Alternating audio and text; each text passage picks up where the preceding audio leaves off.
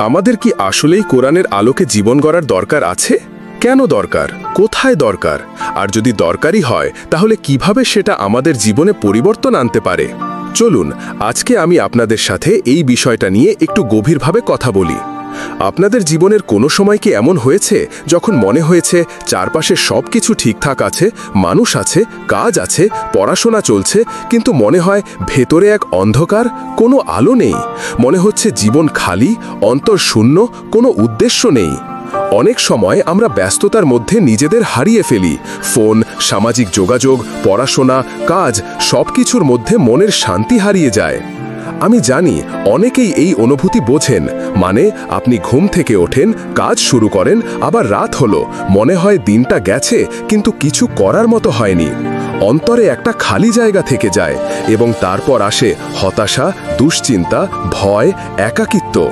কিছু সময় মনে হয় আমি কি ঠিক পথে আছি? আমার জীবন কি কোনো লক্ষ্য ছুঁতে পারছে? এই ধরনের মুহূর্তে অনেকেই হয়তো অন্যদের দিকে তাকান। বন্ধু, পরিবার, সহকর্মী, তারা কি করছে, কত সফল, কত সুখী, আর নিজের সঙ্গে তুলনা করতে করতে মনে হয় কেন আমি এখানে আছি, কেন আমি এগোতে পারছি না? এই প্রশ্নগুলো ভেতরের অন্ধকারকে আরও গভীর করে। আপনারা ভাবতে পারেন এই সব অনুভূতি একদম স্বাভাবিক, কিন্তু এই অন্ধকার থেকে বের হবার একমাত্র শক্তি হল আল্লাহর কিতাব কোরআন। কোরআন আমাদের জন্য সেই আলো যা অন্তরের অন্ধকার দূর করে, আমাদের পথ দেখায়। আল্লাহ তাআলা বলেন, আল্লাহ মুমিনদের বন্ধু, তিনি তাদের অন্ধকার থেকে আলোতে বের করে আনেন। সূরা আল বাকারা আয়াত 257। এই আয়াত শুধু শব্দ নয়, এতে আছে শক্তি, আমাদের মনে করার জন্য, আমাদের অন্তরের ভেতর আলো জাগানোর জন্য। আজকের দিনে আমরা এত ব্যস্ত, আমরা হয়তো মনে করি সময় নেই, কিন্তু সত্যি কথা হলো শুধু কয়েক মিনিট কোরআন পড়া, নামাজ বা আল্লাহর সাথে সংযোগ, এটাই পারে আমাদের অন্তরের অন্ধকার সরিয়ে আলো ফিরিয়ে আনতে। আপনি হয়তো ভাবছেন কোরআনের আলো শুধু পুরনো সময়ের মানুষের জন্য, আজকের ব্যস্ত জীবন বা প্রযুক্তির যুগে আমাদের প্রয়োজন নেই। কিন্তু বাস্তবতা হলো আজকের মানুষ আগের চেয়ে বেশি মানসিক চাপ, হতাশা আর একাকিত্বে ভুগছে। আমাদের চারপাশে দেখুন, সকলেই ব্যস্ত, সবাই দৌড়াচ্ছে, কিন্তু অন্তরে শান্তি কোথায়? সামাজিক যোগাযোগের চাপ, চাকরি, পড়াশোনা, প্রতিযোগিতা সব মিলিয়ে মনে হয় একসময় আমরা আমাদের মূল লক্ষ্য ভুলে যাচ্ছি। আমরা এমন একটি যুগে বাস করি যেখানে সবকিছু দ্রুত ঘটে, সবকিছু দেখার মতো, কিন্তু ভেতরের সত্যিকারের শান্তি খুবই কঠিন।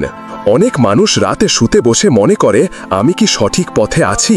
আমার জীবন কি কোনো মূল্যে পৌঁছাবে? কখনো কখনো মনে হয় চারপাশের মানুষ এগোচ্ছে আর আমরা একই জায়গায় আটকে আছি। এই সব ভেতরের দ্বন্দ্ব, উদ্বেগ, হতাশা এসবই আমাদের অন্ধকারে ফেলছে। কিন্তু এখানে কোরআনের আলোই সেই শক্তি যা আমাদের জীবনের এই অন্ধকার দূর করে। আমরা যখন জীবনকে বোঝার চেষ্টা করি, আমাদের ভুল, আমাদের দুর্বলতা, আমাদের অপ্রয়োজনীয় উদ্বেগ সব কিছুই সামনে আসে। এই পরিস্থিতিতে কোরআনের আয়াতগুলো আমাদের গাইড, আমাদের অন্তরের পথ প্রদর্শক।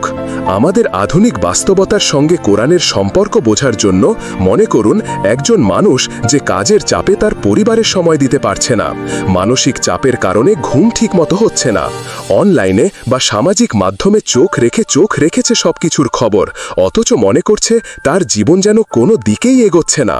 এই অবস্থায় কোরআন তাকে বলে, শান্ত থাকো, ধৈর্য ধরো, আল্লাহর প্রতি ভরসা রাখো। সত্যি কোরআন শুধু ধর্মগ্রন্থ নয়, এটা জীবনের জন্য প্রকৃত লাইট যা আমাদের জীবনের বাস্তব সমস্যার সাথে সম্পর্ক স্থাপন করে। যখন আমরা কোরআনের প্রতি মনোযোগ দেই, নামাজ করি, দোয়া করি, তখন সেই ভেতরের অন্ধকার ধীরে ধীরে দূর হতে শুরু করে। আপনি দেখতে পাবেন ছোট ছোট অভ্যাস, যেমন প্রতিদিন কয়েক মিনিট কোরআন পাঠ করা, নামাজে মন দিয়ে খোঁজা, এগুলো আমাদের জীবনে বিশাল পরিবর্তন আনে। আমরা যেন এক নতুন আলোতে আমাদের জীবনকে দেখতে শুরু করি। আমাদের চিন্তা, আমাদের মন এবং আমাদের লক্ষ্য সবকিছু আলোকিত হয়। দেখা যায় মনে তেমনই শান্তি আসে। ঠিক সেই শান্তি আমাদের অন্তরে আসে কোরআনের আলো থেকে। সূরা ইব্রাহিম 1 নম্বর আয়াতে বলা হয়েছে, এই কিতাব আমি নাজিল করেছি যাতে তুমি মানুষকে অন্ধকার থেকে আলোতে বের করে আন। এই আয়াত আমাদের বোঝায় আল্লাহর নির্দেশনা শুধু পাঠের জন্য নয়, বরং জীবনের অন্ধকার দূর করার জন্য। প্রতিটি আয়াত আমাদের অন্তরে আলো জাগায়, ভেতরের ভয়, হতাশা, দ্বন্দ্ব সব দূর করতে সাহায্য করে। আজকের যুগের বাস্তবতা কিন্তু অন্যরকম। আমরা সবাই ব্যস্ত, প্রতিদিন হাজারো তথ্য পাই, সামাজিক যোগাযোগে চোখ রাখি, কর্মব্যস্ততায় দম বন্ধ হয়ে যায়। অথচ মনে হয় আমাদের অন্তর খালি, জীবন অচল। এই পরিস্থিতি অন্ধকারের মতো, আর সেই অন্ধকার থেকে মুক্তি কোরআনের আলো ছাড়া সম্ভব নয়। সূরা আল বাকারা 2:257 নম্বর আয়াতে বলা হয়েছে, আল্লাহ মুমিনদের বন্ধু, তিনি তাদের অন্ধকার থেকে আলোতে বের করে আনেন। এই আয়াত আমাদের অন্তরকে শক্তি দেয়, আমাদের জীবনকে আলোকিত করে। বুঝবেন, কেবল নামাজ, রোজা বা অন্যান্য এবাদত নয়, এই আলো আমাদের প্রতিদিনের জীবন, প্রতিটি সিদ্ধান্ত, সম্পর্ক এবং মানসিক শান্তিতেও ছড়িয়ে পড়তে হবে। রাসূলুল্লাহ সাল্লাল্লাহু আলাইহি ওয়াসাল্লাম বলেছেন, যে ব্যক্তি রাতে কোরআন পাঠ করে, আল্লাহ তার জীবনে শান্তি এবং হেদায়েত দেয়। সহিহ তিরমিজি 1859। আপনি ভাবতে পারেন কিভাবে এটা সম্ভব, কিন্তু যারা এই আলোকে হৃদয়ে গ্রহণ করেছেন তারা জানেন শান্তি, সাহস, আত্মবিশ্বাস কেবল কোরআনের সংস্পর্শে আসার মধ্য দিয়েই আসে। একজন মানুষ ধরুন, যার জীবনে হতাশা, মানসিক চাপ, একাকিত্ব, কিন্তু সে প্রতিদিন 5 মিনিটও কোরআন পড়ে, অর্থ বোঝে এবং জীবনে প্রয়োগ করে। ধীরে ধীরে সে দেখবে তার ভেতরের অন্ধকার কমতে শুরু করেছে, জীবনকে সে নতুন আলোয় দেখছে। সে ভয় আর দ্বিধা ছাড়িয়ে আত্মবিশ্বাসের সঙ্গে জীবনের সমস্যার মুখোমুখি হচ্ছে। সত্যি, কোরআনের আলো শুধু দুনিয়ার অন্ধকার দূর করে না, আমাদের আখিরাতের জন্য আলোর পথ তৈরি করে। আল্লাহর নির্দেশনা মেনে চললে আমাদের অন্তর আলোকিত হয়, চরিত্র উন্নত হয়, আর সমাজও তার প্রভাব দেখে আলোকিত হয়। ভাই ও বোনেরা, আজ যদি আমরা সত্যি কোরআনের আলোকে আমাদের অন্তরে গ্রহণ করি, তবে কোনো দুনিয়ার অন্ধকার আমাদের পথ আটকাতে পারবে না। আমাদের অন্তর, মন, জীবন সবই আলোকিত হবে, আর আমরা ধীরে ধীরে আল্লাহর সন্তুষ্টির পথে এগোতে পারব। ভাই ও বোনেরা, আজকের বাস্তবতায় আমাদের একটি বড় ভুল ধারণা তৈরি হয়েছে। ধর্ম মানে কেবল মসজিদে যাওয়া, নামাজ পড়া, রোজা রাখা। কিন্তু ইসলাম শুধুমাত্র ব্যক্তিগত এবাদতে সীমাবদ্ধ নয়। ইসলাম একটি পূর্ণাঙ্গ জীবন ব্যবস্থা। এই জীবন ব্যবস্থার ভেতরেই অর্থনীতি, রাজনীতি, সমাজ, শিক্ষা সবকিছু অন্তর্ভুক্ত। কুরআনে আল্লাহ তাআলা স্পষ্টভাবে বলেছেন, আর আল্লাহ তোমাদেরকে উত্তরাধিকারী করেছেন তাদের সম্পদের। সূরা আল আহজাব 33-27 আয়াতে বলা হয়েছে, আর আল্লাহ তোমাদেরকে তাদের সম্পদের উত্তরাধিকারী করলেন, তাদের জমি, তাদের ঘরবাড়ি এবং তাদের ধন সম্পদ, আর এমন এক জমিন যার ওপর তোমরা কখনো পা রাখোনি। অর্থাৎ আল্লাহ আমাদের জন্য সম্পদকে শুধু ভোগের জন্য দেননি, বরং একটি আমানত হিসেবে দিয়েছেন। আমরা কিভাবে তা ব্যবহার করছি সেটাই আসল হিসাবের বিষয়। রাসূলুল্লাহ সাল্লাল্লাহু আলাইহি ওয়াসাল্লাম ইরশাদ করেছেন, কিয়ামতের দিন আদম সন্তান 5টি বিষয়ে জিজ্ঞাসিত না হয়ে এক কদমও অগ্রসর হতে পারবে না।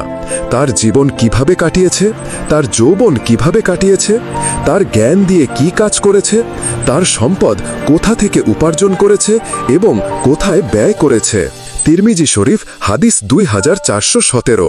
অর্থাৎ সম্পদ কোথা থেকে এলো এবং কোথায় গেল, এটাও আমাদের জবাবদিহিতার অংশ। তাহলে কি আমরা বুঝতে পারছি না অর্থনীতি আসলে আমাদের দিন ও দুনিয়ার সাথে ওতপ্রোতভাবে জড়িয়ে? আজকের বিশ্বে তাকান, যে জাতি অর্থনৈতিকভাবে শক্তিশালী তারাই অন্য জাতির নীতি নির্ধারণ করছে। প্রযুক্তি, শিক্ষা, এমনকি আমাদের সাংস্কৃতিক ধ্যান ধারণা পর্যন্ত তারা নিয়ন্ত্রণ করছে। অথচ আমরা যারা একসময় পৃথিবীর নেতৃত্ব দিয়েছিলাম, আজ অর্থনৈতিক দারিদ্র্য আর পরনির্ভরতার কারণে পিছিয়ে আছে। ইতিহাস সাক্ষ্য দেয়, সাহাবায়ে কেরামদের যুগে মুসলিম উম্মাহ শুধু আধ্যাত্মিকভাবে নয়, অর্থনৈতিকভাবেও শক্তিশালী ছিল। হযরত আব্দুর রহমান ইবনে আউফ রাদিয়াল্লাহু আনহু মদিনায় এসে প্রথম দিনেই বাজারে গিয়েছিলেন এবং আল্লাহর রহমতে কয়েক দিনের মধ্যেই ব্যবসায় প্রতিষ্ঠিত হয়ে গেলেন। তার উদারতা এমন ছিল যে যুদ্ধের সময় তিনি বিশাল ধনসম্পদ ব্যয় করেছেন, অথচ নিজের জন্য কিছু রাখেননি।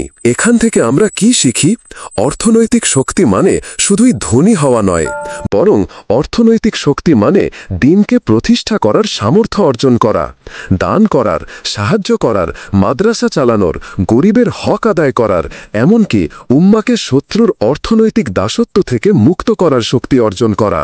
ভাই ও বোনেরা, আজ যদি মুসলিম তরুণরা কেবল চাকরির পেছনে না ছুটে ব্যবসা ও উদ্যোক্তায় ঝুঁকত, প্রযুক্তি ও ইন্ডাস্ট্রিতে নেতৃত্ব নিত, তাহলে আমাদের আর কারো মুখাপেক্ষী হতে হতো না।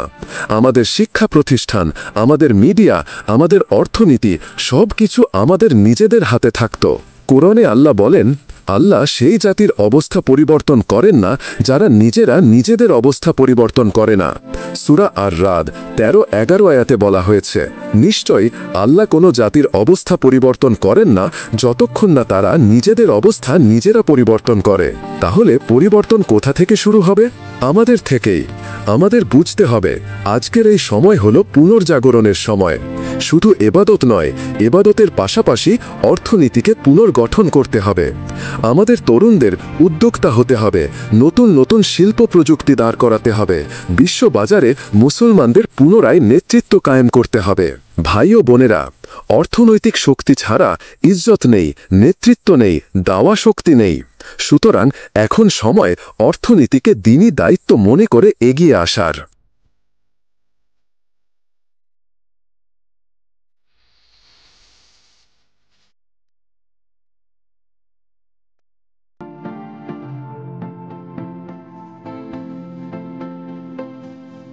ভাই ও বোনেরা, প্রতিফলন মানে শুধু নিজের ওপর মনোনিবেশ করা নয়। প্রতিফলন মানে আমরা কি সত্যি আল্লাহর নির্দেশনা অনুযায়ী চলছি?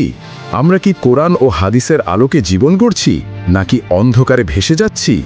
সূরা আল আখিরা 28 নম্বর আয়াতে বলা হয়েছে, অতঃপর তারা যখন নিজেরা কোরআনের আলোয় তাকাবে, তখন আল্লাহ তাদের অন্তরের ভিতরে দেখাবেন। এটি আমাদের শেখায় আল্লাহ আমাদের অন্তরের অন্ধকারও দেখতে পারেন, আর আমাদের দায়িত্ব নিজেকে যাচাই করা, নিজের ভুল ধরতে শেখা। ধরে নিন আমরা প্রতিদিন ব্যস্ত, সময়ের অভাবে নামাজ বা কোরআনকে উপেক্ষা করি।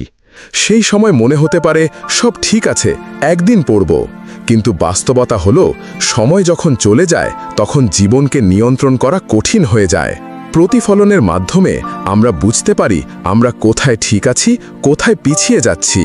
রাসূলুল্লাহ সাল্লাল্লাহু আলাইহি ওয়াসাল্লাম বলেছেন, নিজেকে যাচাই করো, তবেই তুমি সফল হতে পারবে। সহিহ মুসনাদ আহমদ হাদিস 246। এই হাদিস আমাদের শেখায় নিজের প্রতি সৎ হওয়া অপরিহার্য। কোনো মানুষ তার জীবনের সমস্যার সমাধান বাইরের দিকে খোঁজে, কিন্তু আসল আলো আসে নিজের প্রতিফলনের মধ্য দিয়েই। ভাই ও বোনেরা, বাস্তব জীবনের উদাহরণ থেকে বলি, যে ছাত্র কেবল পড়াশোনা করে কিন্তু নিজের চরিত্র, মন, সময় ব্যবস্থাপনা নিয়ে চিন্তা করে না, সে কখনো সত্যিকারের সাফল্য অর্জন করতে পারবে না। কিন্তু যে ছাত্র প্রতিদিন তার কাজ, পড়াশোনা, সময়, ইবাদাত সবকিছুকে বিচার করে, উন্নতির চেষ্টা করে, সে ধীরে ধীরে আল্লাহর আলোয় জীবন গড়ে তুলবে। প্রতিফলনের মাধ্যমে আমরা নিজের ভুল ধরতে পারি, আমরা নিজের অভ্যাস, কথাবার্তা, আচরণ সবকিছু বিচার করতে পারি, এবং তারপর আল্লাহর নির্দেশনা অনুযায়ী পরিবর্তন আনা সম্ভব। ভাই ও বোনেরা, প্রতিফলন কেবল একবারের কাজ নয়, এটি প্রতিদিনের অভ্যাস। প্রতিদিন আমরা যদি অন্তরে তাকাই, আমরা কি আল্লাহর সন্তুষ্টি অর্জন করছি? কি আমরা অন্যদের সহায়তা করছি? কি আমরা নিজের এবং সমাজের জন্য আলোকিত কাজ করছি? তাহলে আমাদের জীবন ধীরে ধীরে আলোকিত হবে। সত্যি, প্রতিফলনের শক্তি অত্যন্ত বিস্ময়কর। এটি আমাদের অন্তরকে স্বচ্ছ করে, মনকে শান্ত করে এবং আমাদের জীবনের প্রতিটি সিদ্ধান্তকে আলোকিত করে। যখন আমরা নিজের ভুল স্বীকার করি, আল্লাহর সাহায্য চাই এবং সাহাবীদের মতো জীবনধারা অনুসরণ করি, তখন আমাদের অন্তর সত্যিকারের আলোকিত হয়। তাহলে ভাই ও বোনেরা, আজ প্রশ্ন হচ্ছে, আমরা কি প্রতিফলন করছি নাকি শুধু সময় পার করছি? প্রতিফলন আমাদের অন্তরের অন্ধকার দূর করতে পারে, আমাদের জীবনকে আলোকিত করতে পারে এবং আমাদের আল্লাহর সন্তুষ্টির পথে এগোতে সাহায্য করতে পারে।